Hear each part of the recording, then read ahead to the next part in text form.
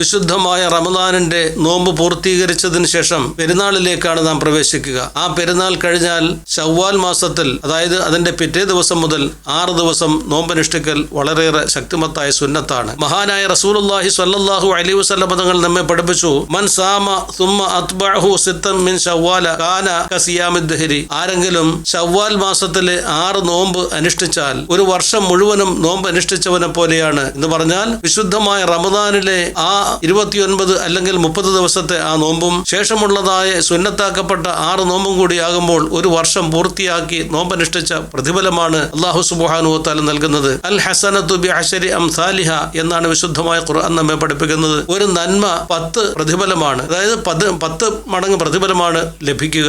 ആ ഒരു പ്രത്യേകതയാണ് വിശുദ്ധമായ റമദാനും അതുപോലെ തന്നെ ശവ്വാൽ മാസത്തിലും ഉള്ളതായ നോമ്പിന് നമുക്ക് കിട്ടുന്നത്. ഇനി ഏതെങ്കിലും ഒരു വ്യക്തി വിശുദ്ധമായ റമദാനിലെ നോമ്പ് ഖളാക്കിയിട്ടുണ്ടെങ്കിൽ ആ ഖളാ ആക്കപ്പെട്ടതായ നോമ്പും ഈ സുന്നത്താക്കപ്പെട്ടതായ നോമ്പിന്റെ കൂടെ തന്നെ നിയ്യത്ത് ചെയ്ത് വിടാവുന്നതാണ്. അങ്ങനെ ഒരു അവസരം കൂടി ലഭിക്കുകയാണ്. എന്ന് മാത്രമല്ല, ഒരുപക്ഷെ ശവ്വാൽ 2 മുതൽ 6 വരേക്ക് ആ നോമ്പ് തുടർച്ചയായിട്ട് അനുഷ്ഠിക്കാൻ സാധ്യമായിട്ടില്ല എങ്കിൽ പോലും ആ ശവ്വാൽ പൂർത്തിയാകുന്നതിന് മുമ്പ് ആ നോമ്പ് അനുഷ്ഠിക്കുകയും വേണം. വളരെ പ്രധാനപ്പെട്ട സുന്നത്ത് നോമ്പാണ്. അല്ലാഹു സുബ്ഹാനഹു വ തആല ആ നോമ്പ് അനുഷ്ഠിക്കാനുള്ളതായ തൗഫീഖ് നൽകി അനുഗ്രഹിക്കുമാറാകട്ടെ. റബ്ബ് സുബ്ഹാനഹു വ തആല ഒരു വർഷം മുഴുവനും നോമ്പ് അനുഷ്ഠിച്ചതിന്റെ പ്രതിഫലം ഇതിലൂടെ കരസ്ഥമാക്കിയെടുക്കാനും അല്ലാഹു തആല തൗഫീഖ് നൽകി അനുഗ്രഹിക്കുമാറാകട്ടെ.